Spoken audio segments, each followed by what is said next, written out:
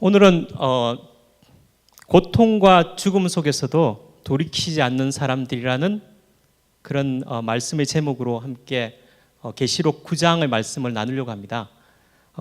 본문은 사실 9장 18절에서 21절인데 제가 여러분의 이해를 돕기 위해서 먼저 9장 1절에서 17절까지를 제가 읽고 18절부터 21절까지는 함께 지금 보이시는 것을 읽겠습니다. 그래서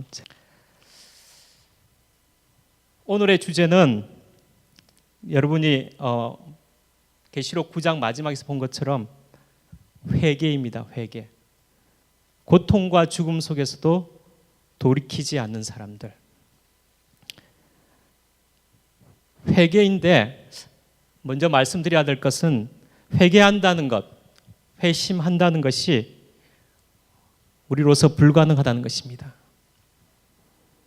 교회에 다니면서 우리는 부흥회나 또 여러 가지 은혜로운 자리를 통해서 수없는 새로운 출발을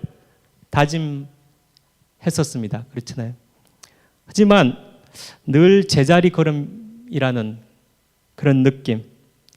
그래서 정말 바뀌는 것이 힘든 것이 사람인가 보다 하는 그런 마음이 우리에게 들지 않는가 싶습니다. 아마도 죽을 때가 되면 바뀌려는지 그러니까 농담이 있잖아요. 사람이 갑자기 바뀌면은 이 사람 죽을 때가 다 됐나 하는 그런 농담도 있잖아요. 죽을 때는 진실해진다고 했는데 성경 오늘 계시록 9장에는 그보다 더 큰 경고를 우리에게 하십니다. 말세에는 고통과 죽음 속에서도 돌이키지 않는 사람들이 있다는 것을 지금 보여주고 계십니다. 하나님이 그 어떤 사인을 보여주어도 화인 맞은 양심처럼 진정한 회개가 없는 사람들을 보여주고 계십니다. 누굴까요? 우리들의 이야기가 아닐까요? 그래서 오늘 간략하게 이 9장에 대해서 한번 짚어보겠습니다. 8장은 우리가 했었는데 첫째, 둘째, 셋째, 넷째, 넷째 나팔까지는 생태계의 오염과 파괴를 이야기하고 있었습니다. 근데 9장에 와서 다섯째 나팔과 여섯째 나팔 속에서 다섯째 나팔은 황충들의 환난, 그러니까 죽음을 의미한다고 합니다. 하늘에서 떨어진 천사가 무적행을 열무로 시작된 그 황충의 권세, 죽음의 권세가 시작되었다. 그런데 이 죽음의 권세는 제한적인 권세다. 그러니까 5달 동안이고 그리고 하나님의 인침을 받지 않은 사람만 해당되는, 그래서 성도들은 절대 사망 권세가 건드릴 수 없다는 이야기를 합니다. 그리고 역설이 있는데 그러니까 죽음의 권세가 있지만은 실제로 지금 이 다섯째 나팔에서는 죽음이 있지만은 실제적인 죽음이 아니라 죽음의 고통만 있고, 그러니까 사람들이 죽고 싶은데도 죽지 못하는 그런 허무에 빠져 있는 그런 상태를 지금 이야기하고 있습니다. 그리고 왕이 나오는데 두 왕, 히브리어로 아비돈, 그 다음에 헬라어는 아볼루온이라는 그런 왕의 이름이 나오는데 이 왕의 이름은 파괴자.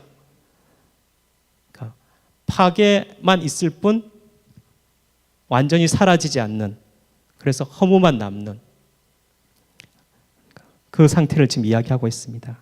여섯 번째 나팔은 인간 스스로의 환난입니다.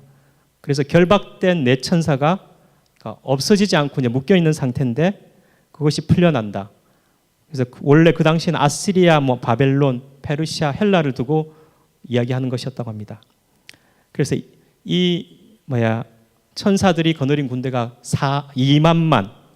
2만의 만을 더 이렇게 하면은 2억의 군대가 오로지 파괴만을 위해서 준비되어 있다. 그래서 이 군대로 말미암아 3분의 1, 사람의 3분의 1이 종말적인 전쟁으로 죽게 된다는 그런 경고를 해주고 계십니다.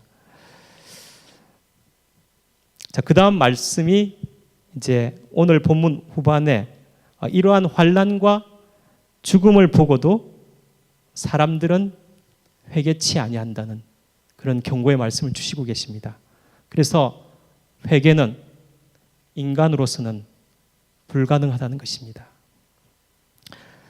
결론적으로 우리가 회개하지 아니하는 남은 자들에 대한 세 가지 이제 유형이 있는데, 먼저 자기가 행한 일을 회개치 아니합니다. 그리고 두 번째로 가치, 정말 절대적인 건 가치 있는 데가 자신의 가치를 두지 않고 전혀 가치가 없는 곳에 여러 귀신과 우상에 절한 것들에 대해서, 가치 없는 것들에 대해서 자신의 인생을 낭비한 것을 회개하지 않습니다. 그리고 삶의 방식에 대해서, 사랑으로 사는 게 아니라 생존적으로, 서로 경쟁적으로, 그리고 살인, 복술, 음행, 도적질이라는 그런 생존적인 존재 방식을 회개하지 않는 그런 세 가지 유형의 회개하지 않는 사람들을 이야기하는데, 우리에게 되는 것이라고 생각합니다. 회개에 대해서, 오늘 이 말씀해 주는 회개라고 그랬는데, 회개에 대해서 여러 믿음의 선배들이 우리에게 전해준 이야기가 있습니다. 그리고 성경에도 분명하게 회개에 대한 얘기가 나옵니다. 첫 번째로, 회개는 이제까지 잘못한 것을 뉘우칠 뿐만 아니라 플러스 적극적인 선을 행하는 그런 이중적 의미를 가지고 있답니다. 뉘우치고 돌아서는 것, 그렇죠. 마음의 변화와 행동의 변화가 함께하는 것이 참된 회개라는 것입니다. 그래서 역대서라고 역대하 7장 14절에 보면은 내 이름으로 일컫는 내 백성이 악한 길에서 떠나 스스로 낮추며 내 얼굴을 찾으면 내가 하늘에서 듣고 그들의 죄를 사하고 그들의 땅을 고치리라.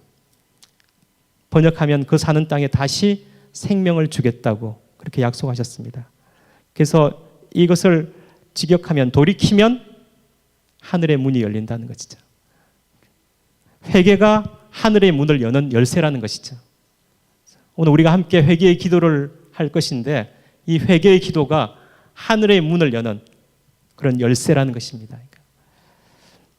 회개는 당신이 하나님 앞에서 영원히 죽을 수밖에 없는 죄인이라는 것을 진정으로 고백하고 그리스도의 십자가 공로로 말미암은 그 용서의 은혜를 받아들이는 것입니다. 예수님을 주인으로 영접하고 죄와 사귀었던 그런 심령을 철두철미하게 부수고 죄와 맺었던 그 관계를 단절하는 것입니다.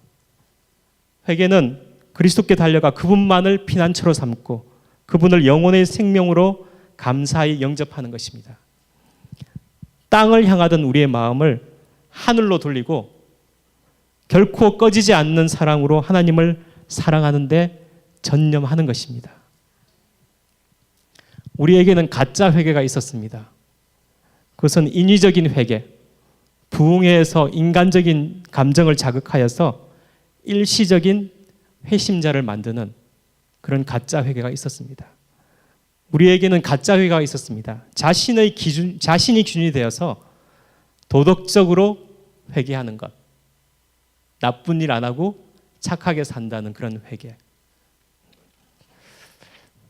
생명에 이르는 회개는 항상 하나님과의 관계에서만 가능합니다. 하나님이 나를 사랑하신다는 것을 받아들이고 삶의 방향을 하나님께로 향하는 것, 십자가로 향하는 것이 회개입니다. 이 시간 이제 함께 기도를 하실 텐데,